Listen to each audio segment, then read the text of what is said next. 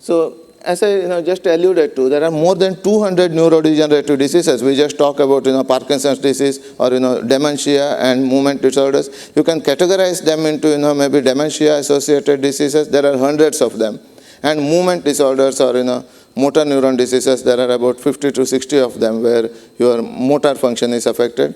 And then the third part is about brain injury, trauma, and there is an acute part to it. And if there is a microbleeds or hemorrhage or trauma or any of this kind of mechanical stress, they kind of predispose about 30 to 40% predisposition to some kind of dementia or motor dysfunction depending on where the trauma or injury occurs. So that is the kind of third category. So in our lab, we have projects to work on all these three conditions. So one unique aspect of these diseases, although there are 200 different kinds of diseases, is all of them have some common etiological features like metal toxicity and oxidative stress. You always find in any Alzheimer's disease could be iron, aluminum, or Parkinson's could be copper and manganese, and brain hemorrhage you have blood degrades and acute iron accumulation. So this is one of them, and there is always a protein misfolding and aggregation. So researchers have focused on amyloid beta, tau, and all for a huge amount of time, and now the emerging proteins like TDP43, more functional proteins like RNA binding proteins are also aggregating in these conditions, and they look to be more important than even amyloid beta and so on. And third factor is accumulation of DNA damage. As I mentioned, people ignore this for a long time because it just happens. It could be a consequence of these diseases, but now we understand. Even though all of these things happen, it's the level of DNA damage that triggers cell death. It's not the protein damage or these things. All these conditions contribute to DNA damage, and that DNA damage is the one which triggers the final cell death. So our goal is to at least understand how these factors cause DNA damage and how different kinds of DNA damage contribute to cell death and dysfunction, so that we can intervene at this stage, because all these factors probably they happen about 20 to 30 years before the symptoms appear. But we know that if we at least delay the consequences of DNA damage, we can give 10 to 20 years of life to the aged neurodegenerative parents. And another another issue is the crosstalk among these etiological factors, and we know very less about these things. And two important questions always people ask is how and why neurons are particularly vulnerable to certain DNA repair conditions. If there is a DNA repair deficiency, why only brain disease? Why not other diseases? I think we have some answers to this. I'll mention that in my few last slides. So as I mentioned, each disease has several subtypes. Although we call it Alzheimer's disease, it's not one disease. So for example, we focused on amyotrophic lateral sclerosis, which is a motor neuron disease which affects the spinal cord, upper and lower motor neurons in the spinal cord. Because of that, the patient's breathing capacity, the nerves which control the lungs, lose that energy, and patients cannot breathe. So this is a very acute form of disease compared to Alzheimer's disease. So patients die within 2 to 3 years of diagnosis. So, but if you look at the disease, when about 7 years back, when I started working on this disease, so it was very difficult to understand the disease, because although people call motor neuron disease and symptoms are similar, you have at least a dozen different pathologies in different patients. And if you can see, some pathologies may overlap in different patients. This ALS first protein is aggregating, and this C9orf, which has a repeat expansion. And you can see some of the pathologies like NEC1, they don't overlap. That's unique and very rare disease. Few patients have same motor symptoms, but pathology is different. So if you are developing therapy targeting the pathology, so they never work in human patients unless we identify what is going on inside. So most of our treatments at this stage are more symptomatic. Like surviving neurons, you stimulate or provide some growth factors so that they work harder and longer. So I would like to mention that although some of these names of neurodegenerative diseases have come up in the last 200 years in the Western world, so many of these diseases have been described in Indian Ayurveda and other literature about more than 2,000 years back. So it's a classical example of Parkinson's disease. Exact symptoms have been explained in Ayurveda. So although Parkinson's name came more recently.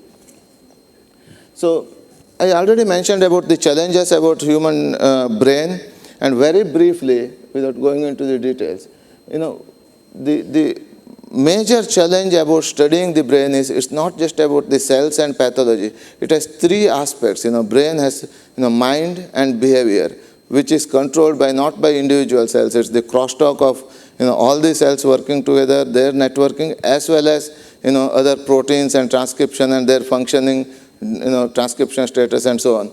So these are more kind of accessory factors to the brain, which makes it more difficult to understand how a particular pathology manifests into behavior or disease. That's another aspect. In many other diseases, you target the pathology, you get the outcome. In brain, there's a manifestation depends on several other factors. And also several injury, trauma, or even for sports persons, even impact injury, after 10 to 20 years can predispose them to more severe neurodegenerative diseases. So, and other aspect is, although brain neurons are the backbones of the cells, and they have a lot of supporting cells like glia, astrocytes, and other different types of neurons. So even those cells contribute to the disease. In animals, if you take out astrocytes, you can still get the neuronal defect. It may not happen in neurons, so still ultimately cause neurodegeneration. And I think I already mentioned, the important aspect of neurons is their long half-life. They live, compared to any other cells in the body, they live, most of the neurons what we have is about when we are 3 years old. And they learn, they learn new techniques, they learn as we learn about 20 years, and later on, 20 to 30 years, later on it's aging. That's the reason maintaining a healthy aging process for a longer period of time is so important for brain health. And for brain disorder diagnosis and other complexities, are early diagnosis. We don't have biomarkers for many diseases, and appropriate animal models are missing. This makes it the only way we can overcome this. There's no magic bullet to do these animal models. So only way we can overcome this is having a close collaboration with a clinician or a neurosurgeon if it's brain injury, so that whatever we do in a day-to-day laboratory work, they should tell us that it's appropriate to human diseases, and that's what we are doing. And it's sometimes very difficult to have that close collaboration with the clinicians, but that's extremely important for brain diseases. And brain consumes majority of the oxygen we breathe, because brain is even active when you are sleeping. So because of that, it produces a lot of free radicals, and brain cells are exposed to a huge amount of DNA damage. So repair of DNA in the brain becomes more important, and that could be one of the reasons the DNA repair failures manifests in brain diseases before any other diseases. And in our laboratory, we are working on a new category of proteins like RNA binding proteins, which came to spotlight about 10 years ago, and their role in neurodegenerative diseases. And we discovered that they participate in DNA repair process, and that's the part I'm going to present today. So basically, I will highlight initially these 3 papers which we published. These are some of the new findings which we discovered in the last 5 years. So we found that these proteins, these were known to be RNA binding proteins, and we discovered them to be a DNA RNA binding proteins and to be a key players in DNA repair. And we also have a paper on brain hemorrhage. How we took this condition because neurodegenerative diseases are more chronic conditions, but brain hemorrhage provides that iron toxicity, acute iron toxicity, and how it can predispose or contribute to neurodegenerative disease. And we also have some therapeutic proof of concept for all of them. So I already mentioned this, I'll pass this slide. So DNA is continuously damaged. It could be in a small damage like oxidized bases, single-strand breaks, AP sites, double-strand breaks. And in spite of a huge amount of damage that occurs, our cells still survive healthy for a long period of time. That shows that you have a very efficient DNA repair system. So in one of our studies, we found that even in a healthy young cell, even if you induce 10 times more DNA damage, cell still survives because you have the repair system. But if one of the repair system is defective, then you see the phenotype. They accumulate mutations. So more than the damage itself, unless it's a huge damage like radiation exposure, repair machinery is more important. Maintaining the repair system is more important. And many of these damages have multiple pathways. For example, double-strand breaks. Double-strand breaks are the most lethal form of DNA damage because it suppresses the chromosome. So according to a study, even one double-strand break, if it's not repaired, it can kill the cell. It can lead to cell death. Just one double-strand break, because it suppresses the chromosome, it can stop the chromosome transcription as well as cell division. And you have three important pathways for them, for the double-strand break repair. One of them is homologous recombination, which occurs in dividing cells because it requires the homology of a duplicated chromosome, which occurs during replication. And this is the most error-free form of repair because you always have the other chromosome acting as a template. So the predominant pathway is non-homologous end joining. This takes less effort, no duplication of chromosome. It just has a machinery of a group of proteins which hold the DNA together and they are sealed. And this could be error-free or error-prone depending on the nature of the damage. The third pathway is, even if these two primary pathways are not working, then the cell utilizes single-strand break repair machinery to repair double-strand breaks. So what it does is it considers the double-strand breaks as two single-strand breaks, and it repairs them as two single-strand break repair. This generally occurs if the damages is not overt damage, it's more staggered, then it uses single-strand break repair machinery. And when I was working with Dr. Mitra about 10 years back, we were looking into the complexity of DNA repair in human or mammalian cells, higher organisms compared to bacteria.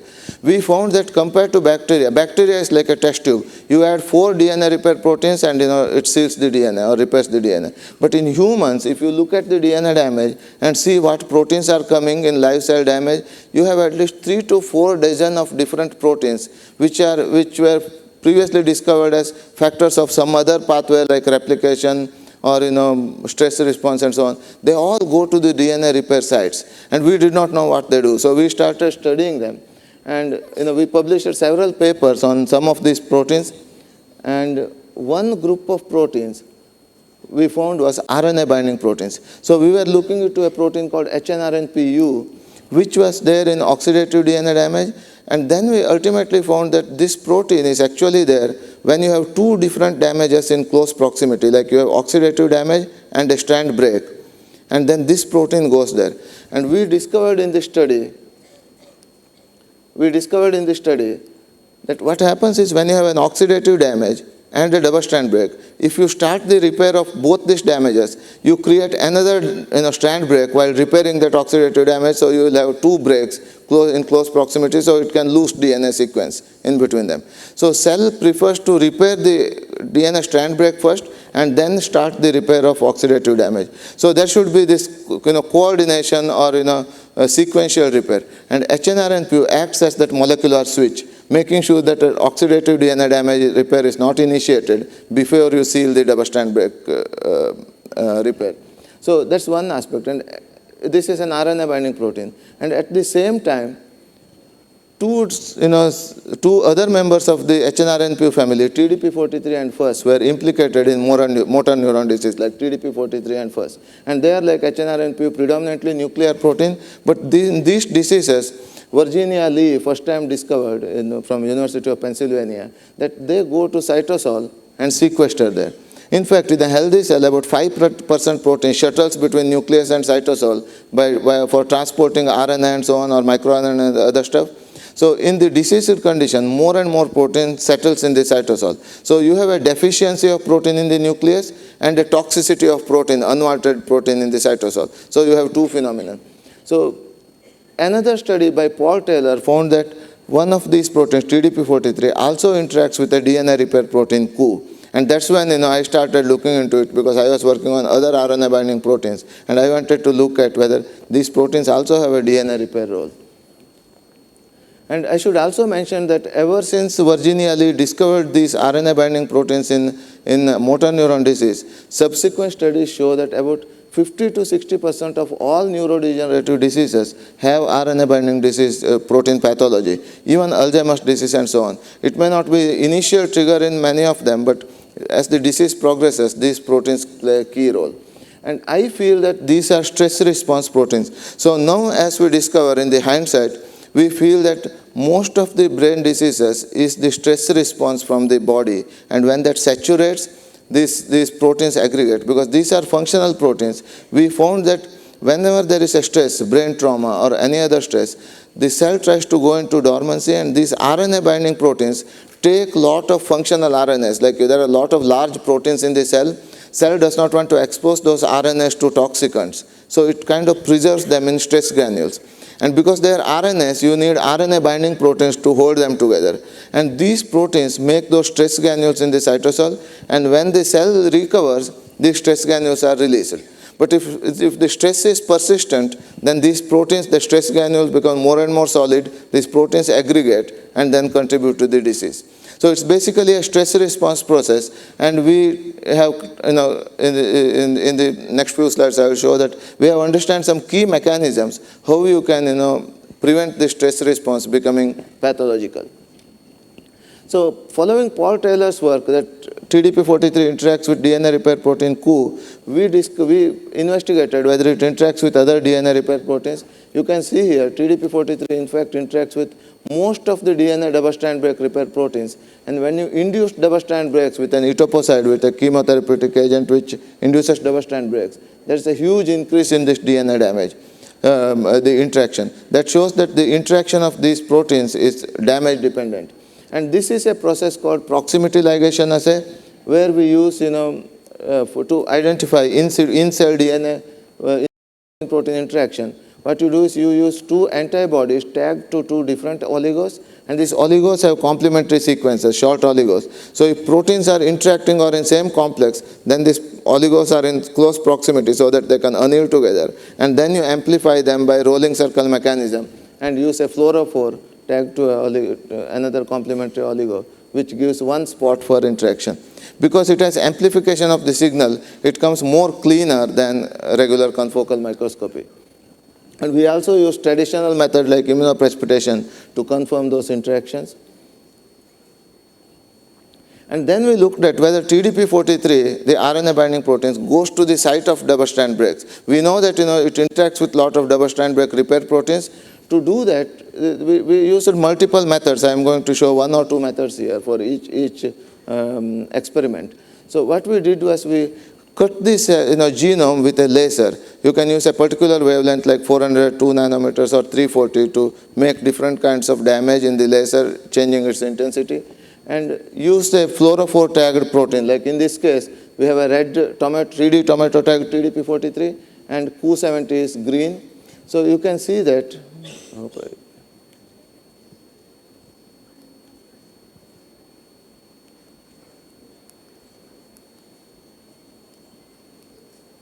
So there's a video, I don't think it will work. So you can see that whenever you cut the DNA, so TDP-43 goes to the DNA damage site as fast as Cu protein, another DNA repair protein. Within 1 minute, you have TDP-43 lining up on the laser damage. So then we knocked out TDP-43 to see what happens to the cells, what happens to the DNA. We used multiple methods like siRNA, shRNA, and in the slide I am showing, we used CRISPR-Cas9. So TDP-43 is an essential protein. If you completely knock out the protein, cells die. So to overcome that, we did a conditional knockdown where we can use a conditional CRISPR, and within 2, 4, 6 days, you have a gradual knockdown of TDP-43. And that resulted in a huge increase in DNA damage response factors, as well as when we did Comet assay, you can see the DNA damage gradually increasing. And we also did a combination of neutral and alkaline Comet assay to show that most of this damage is double-strand breaks. So then we actually did the DNA repair assay with a reporter-based double-strand break repair assay. This is a plasmid-based assay where the break is induced with a restriction site inside GFP, and when the break is sealed, cells express GFP. So you can see that in a normal cell, when you induce the double-strand break with SCA1, there is no GFP expression, but in a normal cell, you get about 30 to 40% GFP expression, and if you knock down TDP-43, cells don't express GFP. So that shows that TDP43 is required for efficient double-strand break repair in the cells. And then we looked at the human post-mortem brain tissue. It's very complementary to what we discovered in the cells. You can see that gamma H2AX and tunnel-based double-strand break measurements. You can see that in ALS post-mortem human brain, there's a huge signal, huge accumulation of those double-strand break signal compared to normal age-matched controls. And this is again in the same human brain tissue by immunoblotting. You can see that these 4 are controls and these are diseased tissue. You can see the DNA damage and repair response signals in those tissues.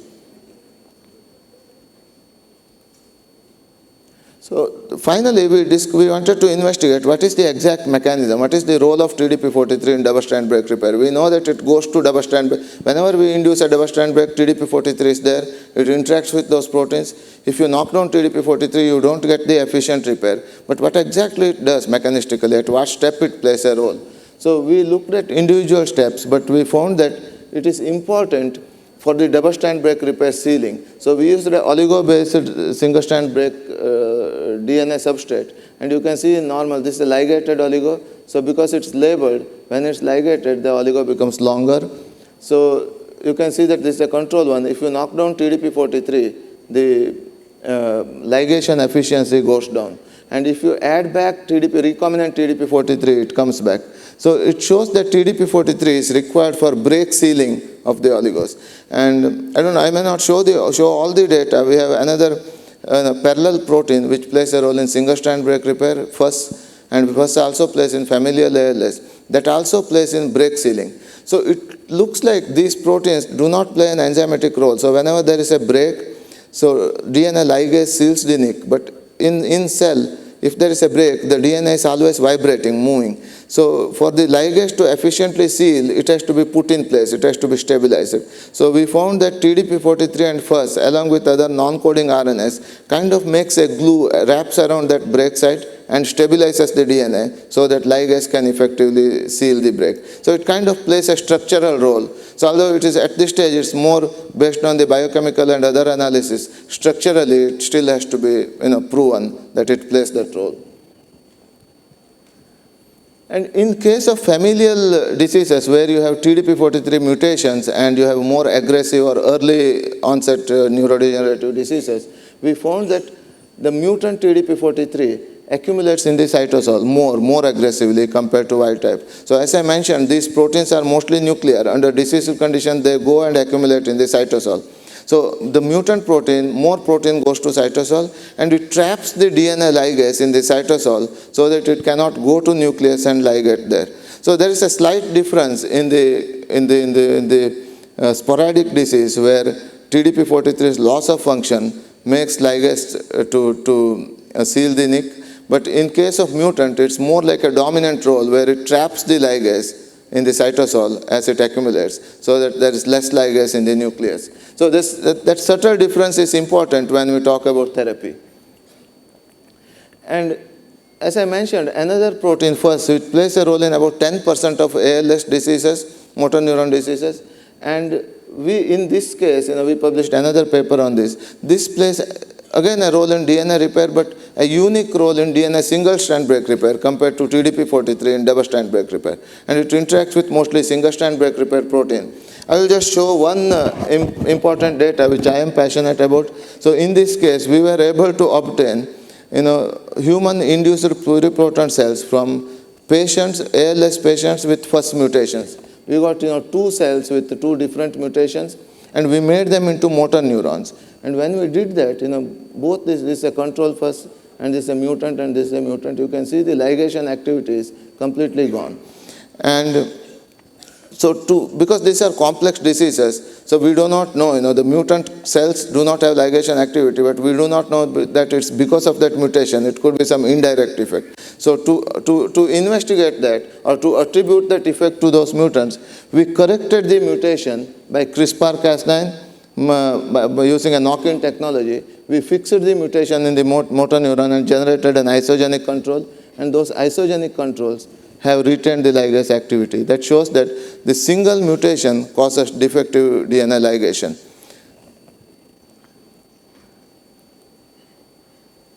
And when that happens, this mutation, you can see that, I hope I can play this video here. So you can see that, the control shRNA and first shRNA treated cells, in control shRNA, the XSCC1 and ligase complex goes to the site of DNA damage within 30 seconds.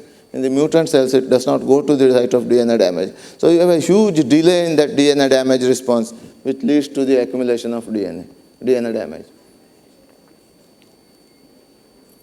And one important aspect of these neurodegenerative diseases is, as I mentioned, especially RNA binding protein associated diseases, is compared to Alzheimer's disease, these proteins are not just toxic, they are functional protein in normal cells, and they are essential proteins. Like amyloid beta, you can delete and cells still survive, but TDP-43 is an essential protein. So under this disease condition, you have two aspects, loss of function and gain of toxicity. So there is no animal model which mimics both these conditions. So people have generated Mos models where you transgenically express a mutant TDP-43 in an exogenous manner in a huge level, and they all show symptoms. But when you talk about therapy, you cannot have those aggressive Mos models. You have to have both the conditions mimicking. There may be other aspects happening, but we feel that these two are important conditions. And in the cell lines, we showed that TDP-43's nuclear specific knockdown leads to DNA damage, not its cytosol-specific knockdown. So this DNA damage is majorly contributed by loss of function, nuclear function, than its toxicity. Although toxicity ultimately, add to the level of DNA damage. So following this up, we generated a Mos model where we wanted to delete TDP-43 from nucleus, but it is still present in the cytosol, and we wanted to do this in an age-specific manner so that we can induce the pathology in an aged mice mimicking human 50 to 60 years of age rather than in an embryonic level, because these are essential proteins during neural development. When you have a knockout mice in a constitutive manner, you will have developmental defect. So to do that, we used an innovative technology where we used a LOXP site. What we did was, there is an exon 3 which has a nuclear localization sequence, a small 6 base pair region which guides the protein to nucleus. So we wanted to mutate that, but not in a constitutive manner. What we did was, we added a mutant exon 3 next to this exon in the intron region and in a reverse orientation. So the reason we put reverse orientation is we did not want it to express in a normal mice. So it's in the intron and it does not express. And we put the LOXP sites, mutant and wild type, in such a way that when we cross it with the appropriate Cre, the wild type exon 3 is deleted and the mutant reverses and comes into the right orientation because of the orientation of the LOXP sites. And now we can use the Cre mice, Cre which is expressing only in central nervous system or only in neurons, only in astrocytes, and we can specifically induce the pathology in particular cells or during particular age group. And we found that this mice model in our initial study shows clear pathology of nuclear clearance, and whatever we observed in cell lines, we see that. And now we did the neuronal as well as astrocyte-specific Cre. We show that neuronal-specific pathology induces the motor neuron-specific disease condition. And we think that this is one of the better models to screen therapy, and we will take it forward. And as I mentioned, all these etiological factors induce DNA damage as well as repair defect. And when the imbalance in damage and repair crosses a saturation level, that leads to inflammation, DDR signaling, as well as senescence, which ultimately, that is also another stage for the cells to see whether they can survive and repair. And if that does not happen, that leads to neurodegenerative diseases. Now we are working at this stage whether we can delay these things so that that can give 5 to 10 years of life to the patients. And as I already mentioned, response is one of the major aspects of this pathology. When TDP-43 accumulates in the cytosol, it's because of stress. So you induce an osmotic stress as it happens during brain trauma when there is a pressure or brain injury. These proteins in those affected cells go to cytosol and make this kind of granules. And in the last 5 years, there are huge amount of high-profile papers from Oxford, Harvard, and so on understanding the nature of the stress granules. These are basically TDP-43 first, along with a lot of critical RNAs. And in a normal, low level of stress, these granules resolve within half an hour to 3 hours, and the proteins come back and RNA start transcribing. But under the stress condition, you don't want to make new proteins from that RNA. But if the stress is persistent, then these granules turn into those plaques and aggregates. And then, they accumulate more proteins, even amyloid beta, metals, everything comes there, and it forms huge aggregates. And we believe that the stress response is one aspect we have to consider. One of the things we wanted to do for this therapy is trying to understand key aspects which drive the disease progression and see whether we can delay them. We already identified DNA repair is one aspect, and DNA ligation, break sealing, is a major step. So I will allude to in the next slide. So we are trying to see whether we can complement that ligase and help the DNA repair better. And the second aspect is this protein aggregation. This protein still is toxic in the cytosol. We want to see whether we can promote its recovery. And very briefly, without going into much of the data, I want to highlight. So for the TDP-43 pathway, there is a DNA double-strand break defect, as I told, ligase 4 defect. And one of the approaches we initially tried is expressing a ligase 4. But as I already mentioned, the mutant protein traps ligase in the cytosol. So you need a huge dose of protein, and ultimately it still traps them, although it works when you overexpress a huge dose of protein, but ultimately it does not work. So we wanted to see whether we can use an alternative ligase which is not under the control of TDP-43. So initially we wanted to do a viral ligase or a T4DNA ligase, and which may ultimately, we may have to overcome immune response and so on. But we found a better strategy. So in human cells express 3 ligases. One for double-strand breaks, which is ligase 4, another for single-strand and oxidizer base repair, which is ligase 3. And there is a ligase 1, which only works in dividing cells during replication.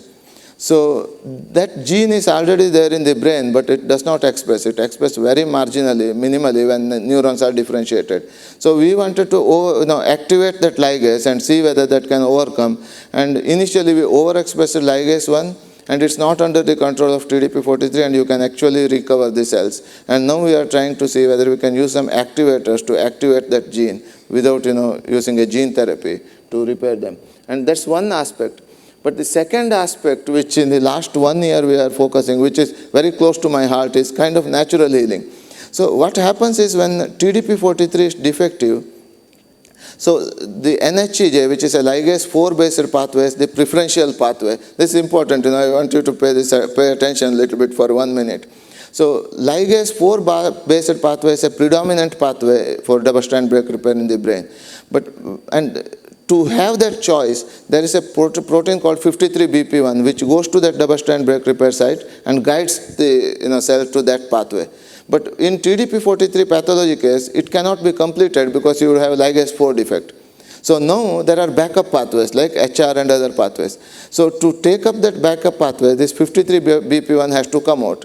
And another protein called BRCA1, which is breast cancer associated double-strand break repair protein, that kind of kicks off 53BP1 and backup pathways. Like for backup pathways, you need an end resection to find homology, and end resection process starts. But we found, more interestingly, it was there few years back that people found that in Alzheimer's disease brain, BRCA1 is defective. They found some mutant BRCA1 and BRCA1 pathology in the cytosol and so on. We found that TDP-43 controls, as an RNA binding protein, controls BRCA1 expression.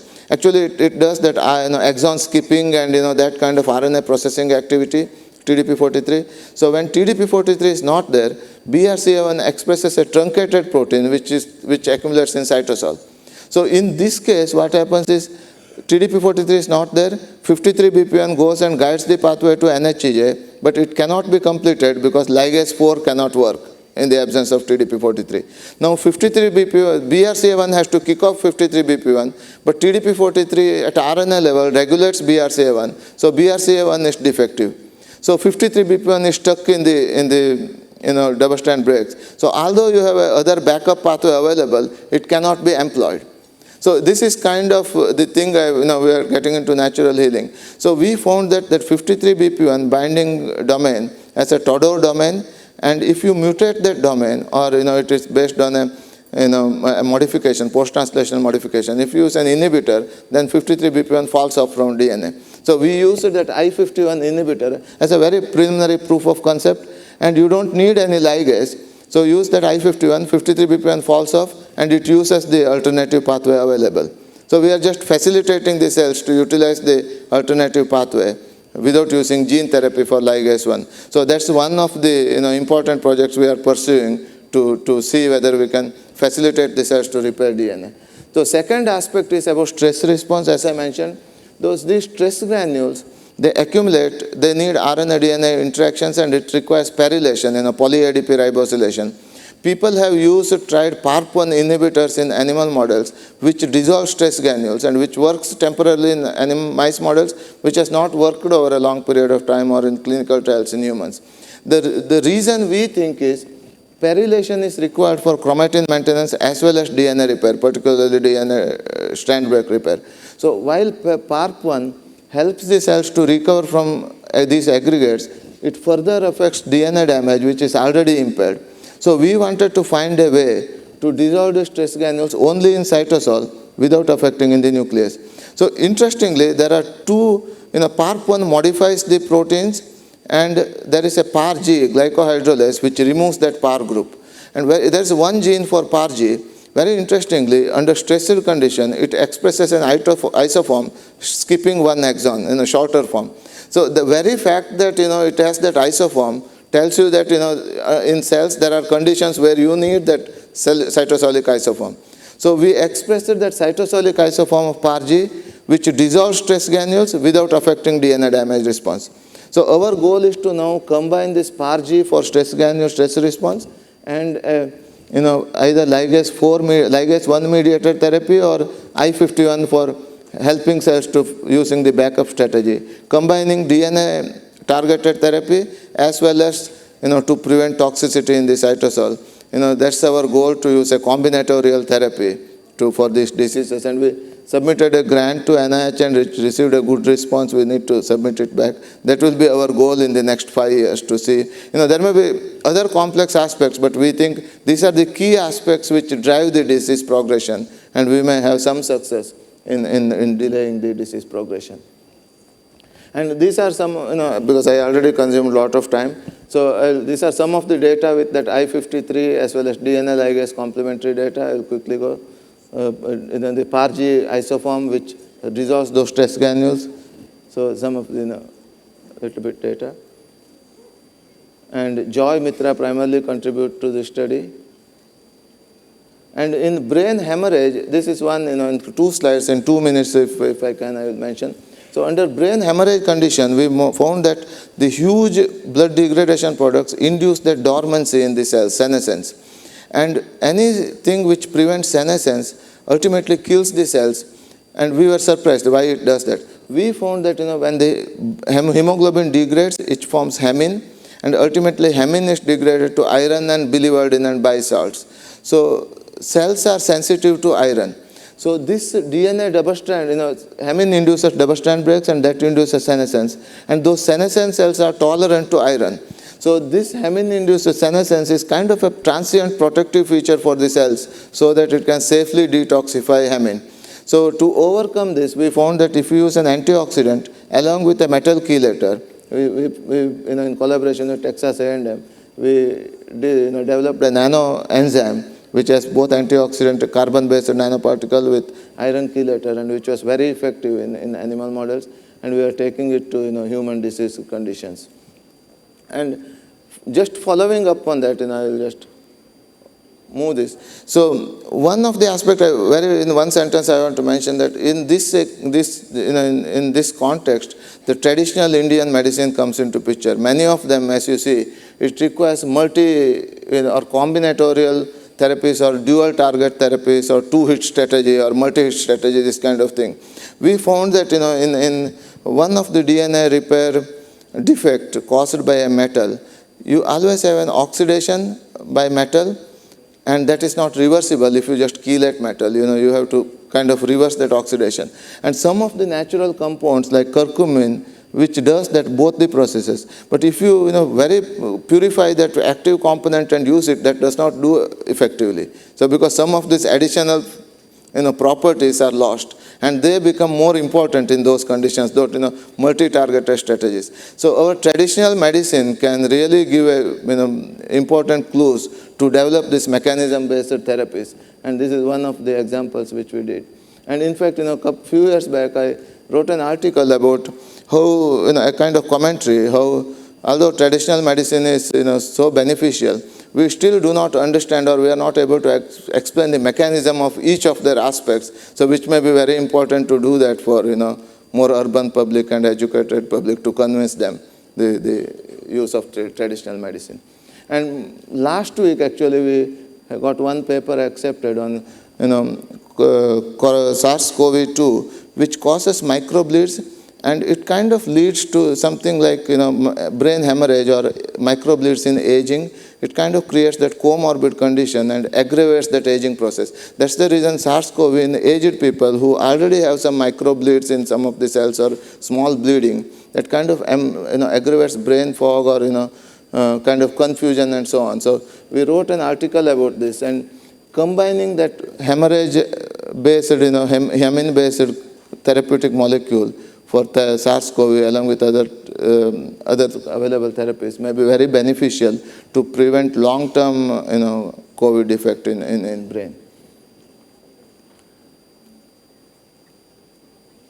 So these are some of the projects we have. For each of the projects we have funding support from NIH and other factors. These are some of the reading which I can share with the students when I interact. And I would like to acknowledge all the people who contributed to these studies and our collaborators, and we have some collaboration which we initiated with Professor Sripada and Professor Mushtaq, which due to COVID kind of delayed, but I hope this is an opportunity to again interact and revive that, and I really looking forward to interaction with all of you. Thank you very much. And I will be happy to take any questions.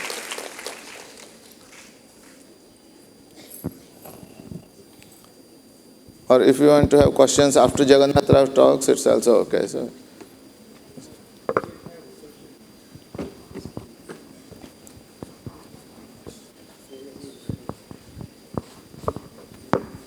Hello, good morning, sir. I am Chandrasekhar Joshi from Biochemistry Department. I know you. Yeah, we talked to each other exactly. last time. So I have two questions. One is a very basic question. You were telling about the double-strand break and its repair by PDP-43. TDP-43. So even we have certain times, even as you mentioned, this quadruplic helix as well as triple helix. Are they getting affected by this any repair mechanism, something like that? It is a very general question I am asking. They do. Actually, some of the damages we feel that double-strand break repair itself, whether it is affected, I don't think we know that. But especially hemin, we are looking, that's a very interesting question. Thank you for asking this.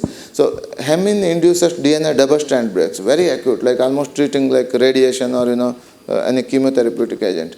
But other studies show that hemin has a very high affinity for GQ sequences. So we are trying to find, we have not done that yet, whether these double-strand breaks occur only in those GQ forming sequences or in random regions. It's possible that GQ sequences are the target for forming those double-strand breaks. So we have not done that even for TDP-43 knockdown cells which accumulate double-strand breaks. It's possible that many of them are enriched in GQ sequences. That's one of the reasons, the backup pathways do not work that much. So that's one thing, we are looking into.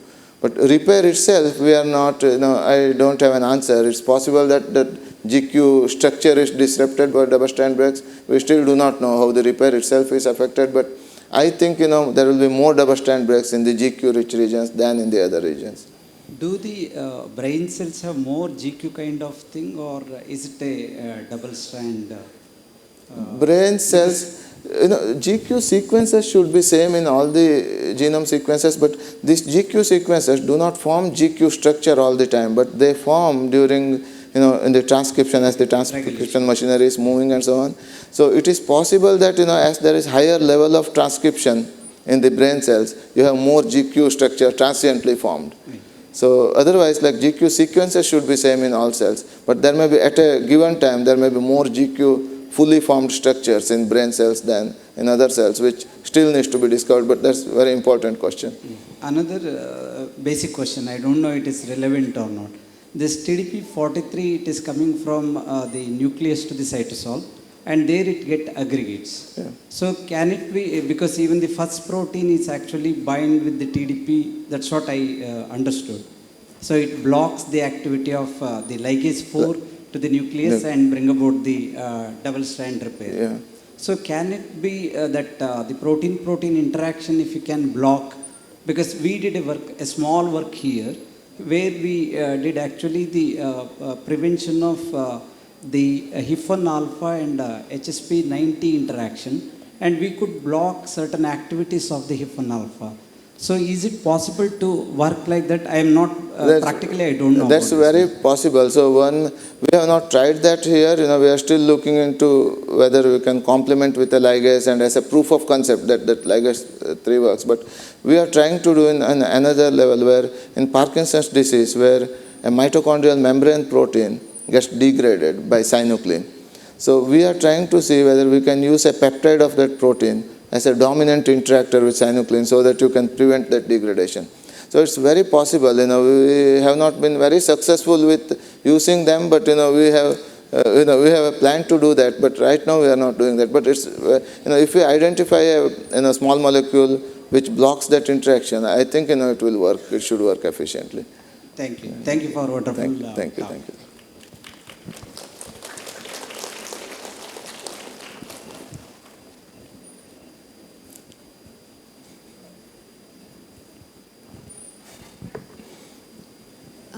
Good morning, sir. You said that in the DNA damage repair pathways, there are many pathways which get conducted when the DNA is damaged. But you mentioned that there may be error which occurs during the pathways. Can you tell whether there are any specific conditions which makes that error, which leads to that errors? And that whether that error is corrected by the backup pathways, or whether that error leads to some other disorders? It's the other way around actually. The backup pathways are not as error-free as the predominant pathways. Like the best pathway to repair double-strand breaks is homologous recombination, because if you have one break on one chromosome, and when you have a duplicated chromosome during division, that will be an error-free template, and you use that information and repair the damage. So the alternative end joining, which I mentioned, which is more error-prone, is used in antibody diversification, where you need the error to have diverse antibodies. So that pathway, when none of them are working, it's important for the cell to just seal the break, even with error, rather than having that break. So it kind of utilizes that pathway. So it's also possible that body does not evolve this kind of error-prone pathways for no reason. It may be possible that genetic diversity among cells may be important for survival of the organisms, but that's kind of a just a thought, but we don't have any information. But NHEJ is mostly error-free. So it's a good question you asked. So these are all based on some of the in vitro evidences. So in human cells, we still do not know whether they really cause that kind of errors, because we always have sequence variations in the genome, person to person, and even cell to cell. It's possible that they form some errors, but which may be beneficial for the cells, 1 to 3% of sequence changes. But many of them are in vitro studies which show that NHEJ is error prone. For example, in NHEJ, if the adjoining bases are not damaged, it should not be error prone. It will be sealed, it will be error free. But think that that end base is oxidized, like sugar is oxidized, it opens up. Then you have to remove that base and add a new base. And if you don't have the template information, because if it's an overt break, if you have template information, then it will be polymerase can incorporate any base. There is a chance of having an error, 1 or 2 bases of error. But otherwise, predominant pathways are always error free. So, and it's possible that, this small error in a healthy cell is not bad for the cells.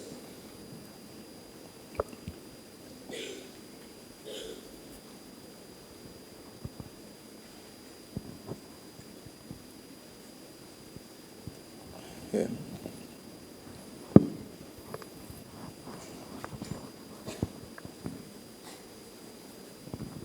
Good afternoon, sir. I'm Deepa. I'm currently working on epilepsy. So my question is, for epilepsy, one of the causes is channelopathy, ion channels. So can we use TDP-43 ligation system for repairing the ion channels mutations? I don't have a direct answer for that, but when you talked about epilepsy, something came to my mind, because we did a TDP-43 knockdown and did a analysis called RPPA. We had in another institute, we had RPPA, which kind of measures about 340 proteins in the protein level. But if you do RNA-seq and so on, you cannot see protein modification. So this method identified like S-tylated proteins, phosphorylated proteins, and so on. And they have an array where the antibodies are given in 10 serial dilutions, and you flow the cell extract or serum and identify them. And one of the proteins which was affected was, if I remember correctly, maybe you know better, ELF1 alpha and ELF, like elongation factor, which is involved in epilepsy. I think one of the effective treatments for epilepsy is making that ELF1 alpha versus beta or something, ELF1 versus ELF1 alpha equilibrium. I think that creates that oscillation, controls the oscillation, and so on. So TDP-43 affects that this one. So it's possible that TDP-43 may have something we may have to investigate into it. For iron channels, I don't have an answer for that. But TDP-43, I did not mention here. We also discovered that TDP-43 is involved in mismatch repair. So if you knock down TDP-43, it generates a lot of mutations in the cells when we use a growing cell. I did not mention that because we still do not know how much mismatch repair plays a role in neurons. Because it's mostly mismatches happen during replication. Very small amount of mismatches happen in neurons due to spontaneous degradation. So it is possible that some of the mutations are because of TDP-43 mutation or pathology.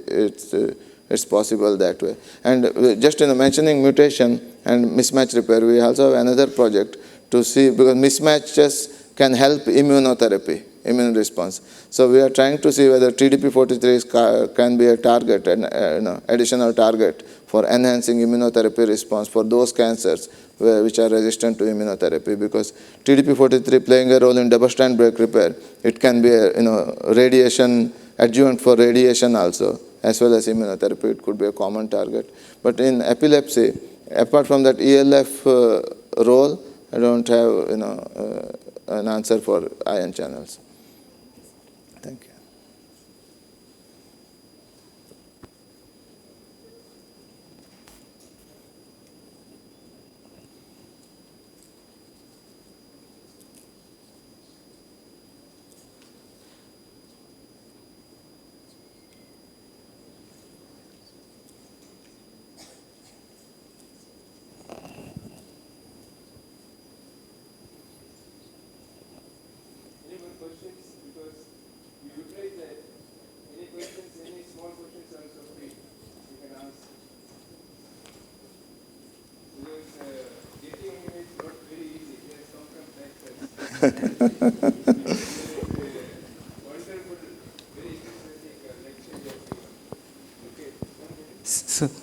So my name is Srinivas. My question is there any chance that a person with stress may get a neurodegenerative disease? I believe in that, actually, especially the more recent emerging studies which show that the stress response involves this RNA binding proteins and having sequestering those RNAs, important RNAs in the cells, and if they don't recover, they lead to aggregation. Ultimately, more and more cells show that it could lead to neurodegenerative response, and it happens during brain injury. During around the injury, you see those stress response granules which contain TDP-43 and FUS. and or in brain hemorrhage when there is more osmotic pressure, you see them. But during more like psychological stress, we still do not know that. It's possible that it happens because psychological stress lead to chemical imbalance and neurotransmitter imbalance and so on. It's possible it happens, but I truly believe that it's more like chronic stress response, which along with maybe other aspects, a mutation in the protein or some age-associated factors, kind of aggravates the disease incidence. Yeah, thank you very much. And I forgot to mention that initially I mentioned one thing about why some cells are why brain cells are vulnerable to these DNA repair defects. So one of them I forgot to mention. So as I mentioned, dividing cells have 3 ligases, ligase 1 and ligase 3 and ligase 4. So neurons don't express that ligase 1. So I just mentioned that we are utilizing that to overexpress ligase 1 to recovery. So but it is possible that you don't have that backup ligase 1 compared to other tissues like liver or any skin cells. That's the reason maybe when there is a ligase 4 or ligase 3 defect, the manifestation is first in the neurons because you don't have that backup ligase 4. So maybe it's the nature of neurons and their available resources that makes them vulnerable to some of these conditions. It's a little bit off topic, but I just remembered when you asked that question. Sir, I'm Spurti. So can intravenous oxygen injection prevent damage of brain cells in case of traumatic injury? It does to some extent, depending on what stage they do. Actually,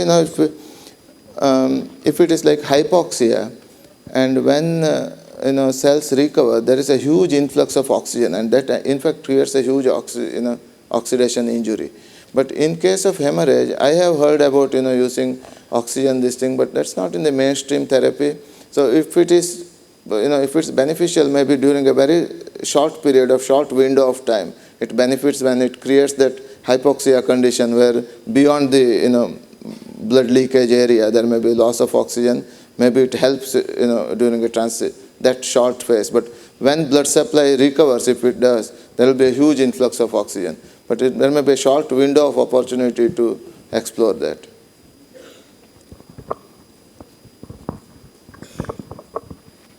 Good afternoon, sir.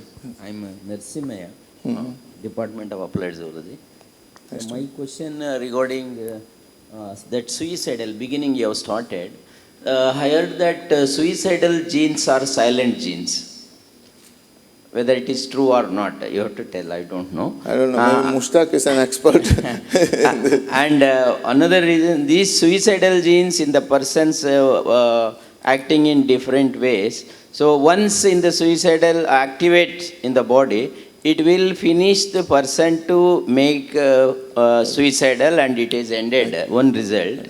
And another reason, these suicidal genes sometime people without any treatment, also natural treatment, the people will recover without any suicidal end. So what are the reasons scientific? I think you are right. Suicidal, I have read about it also. Suicidal genes are silent genes, but something triggers them to activate, and we still do not know it. We talk about psychological stress and so on, but I think there will be some pathology which kind of guides, if it's mechanical or pathological, it guides the body that maybe some pathology the person may not be able to live healthy. That kind of maybe triggers. If you look at Mushtaq's work about those DNA damage in other parts, we were really excited, and it should have been published in much better journal. But that time what happened was most of the reviewers were asking, you have to give more evidence to prove that it did not happen after the person committed suicide. Although we had that evidence that it did not happen in hippocampus. So we needed more imaging and other studies to prove that it really happens, but we did not have the resources, and we also moved on from PhD. But that's something is extremely important. It's, as you told, something triggers expression of those suicidal genes, which makes it more and more brain regions affected. But the memory is not affected. They require memory, right? They have to remember the same thing again and again, or show that behavioral bipolar this thing. So it is possible that it is triggered by some pathological and neurotransmitter response than just behavioral. Behavioral is the expression, but there is some underlying pathology. So except schizophrenia, not much studies are done on these diseases. Hi, sir. I'm Dr. Hafida. Sir, I am now into cancer genomics, sir. Sir, and thank you so much for the wonderful session. I came to know that you have put your heart and soul in your presentations, and I feel you are the best person for this DNA damage and repair, sir. So my question is, sir, if we can use this DNA damage repair and pathways which you have mentioned in brain tumor cells, like in glioblastoma cells, etc. Yeah, we do actually. We have, because I work in neurosurgery, one of the major areas of work is glioblastoma and, astrocytoma, neuronal tumors. So apart from, using those chemotherapeutic drugs, we are trying to see whether, utilizing many of these tumors also overexpress the stress response factors like TDP43 and so on. That's the reason they have more DNA repair capacity. So the cells survive better or multiply better. We are trying to see whether we can downregulate TDP43 or target TDP43 so that you increase more genome instability as well as those mutations. Mutations increase neoantigens, new antigens. When immune cells which don't target those cells can target them better if you make more neoantigens on the cancer cells. So we have one or two animal data on that, sets of animal data. It looks like it helps the immunotherapy, CD1 based immunotherapy, as well as if you use a radiomimetic or a chemotherapeutic agent. So we are looking more into how we can increase genome instability and kind of make it more responsive to immunotherapy. Sir, because all these cancers, stress plays an important role, sir. And I have also read in many articles like the role of heat shock proteins in that. Does there have any connection along with that? So, yes, so heat shock proteins are one of the important factors in tumor transformation in glioblastoma. So TDP43 also interacts with some of the heat shock proteins like HSP70 and so on. Okay. So I don't have a clear idea about how we can link them, but they play a major role, and it's possible that there is a connection. And some of those heat shock, because of the heat shock, active heat shock proteins, even like radiation, heat-based radiation therapy or IR therapies are utilized for these tumors. Using a material which can be heated up inside the tissue. So those kind of treatments are being explored in MD Anderson and other places. Okay, because most of the clinicians, they were recommended along with the treatment, they can go for counseling also to reduce the stress. So that's what sure. Thank you so much. Thank you.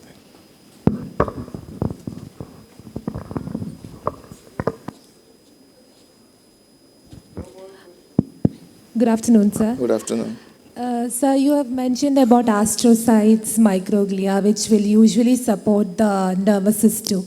At the same time, when we use nanoparticle, which is very specific in nature, so is there any possibility to use nanoparticle to cure the DNA damage, which is caused by the brain injury?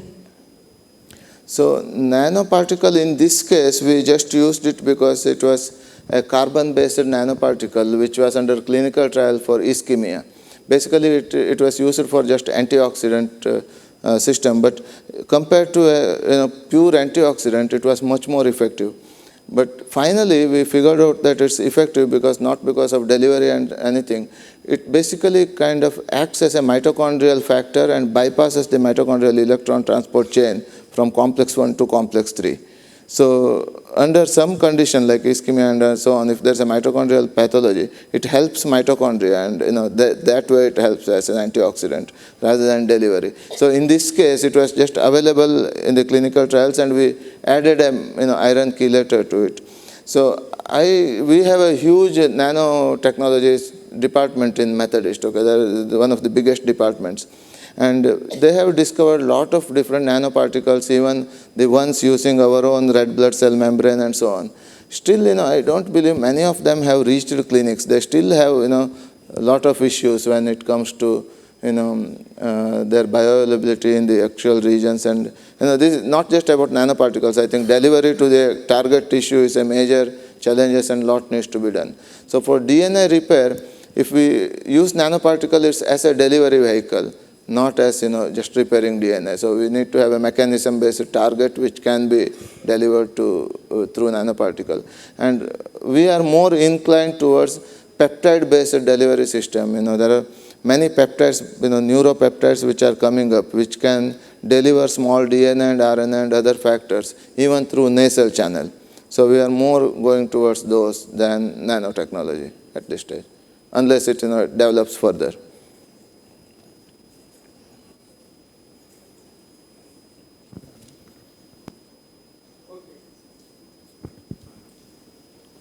Good afternoon, sir. Good afternoon. Sir, you told about there are many model organisms to study, but why did you take hippocampus brain for your brain studies?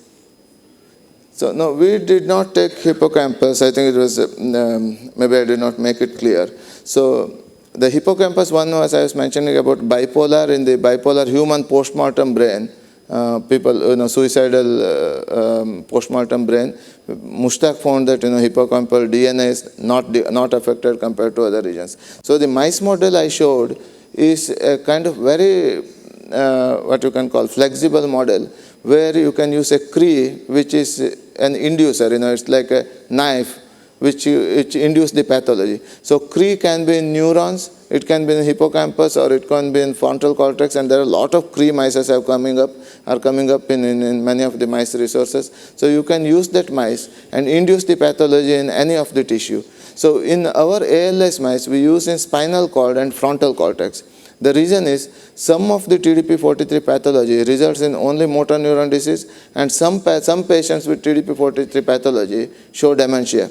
So I do not want to extend my talk further. So that's another aspect we are looking into. I mentioned that subsequent studies showed 50% of TDP-43, 50% of dementia patients have TDP-43 pathology.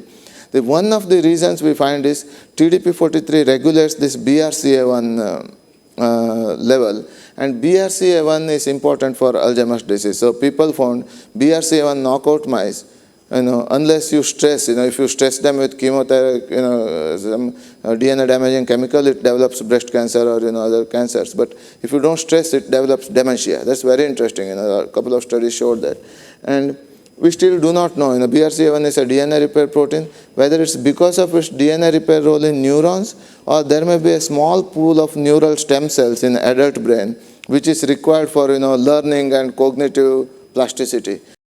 People call dementia, it's more about learning, even in adults.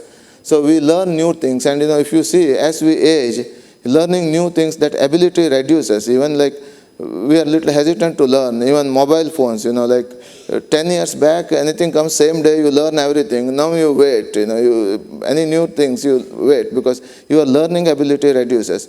The reason could be that to learn new things, your old memory, there is a pool of cells which helps in hippocampus. It's called entorhinal cortex surrounding the hippocampus. They are helping this learning new things.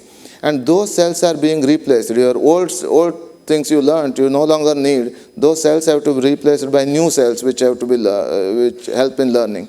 And I think that pool, because they are dividing pools, it could be 0.1% of cells. But for learning, I think that's important. BRCA1 plays a major role.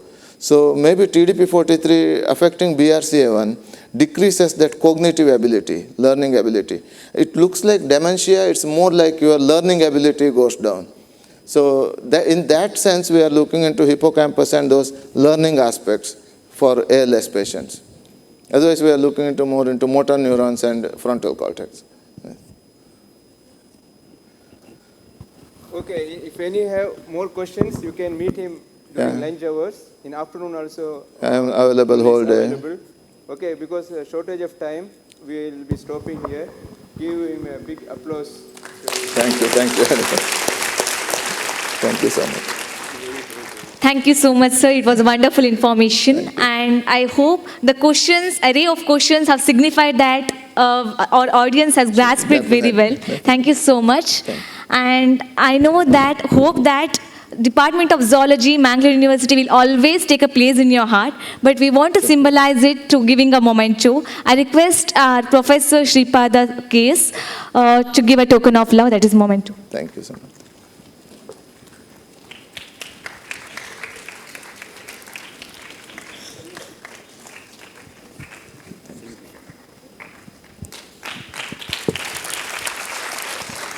Thank you so much. Thank you so much. Thank you.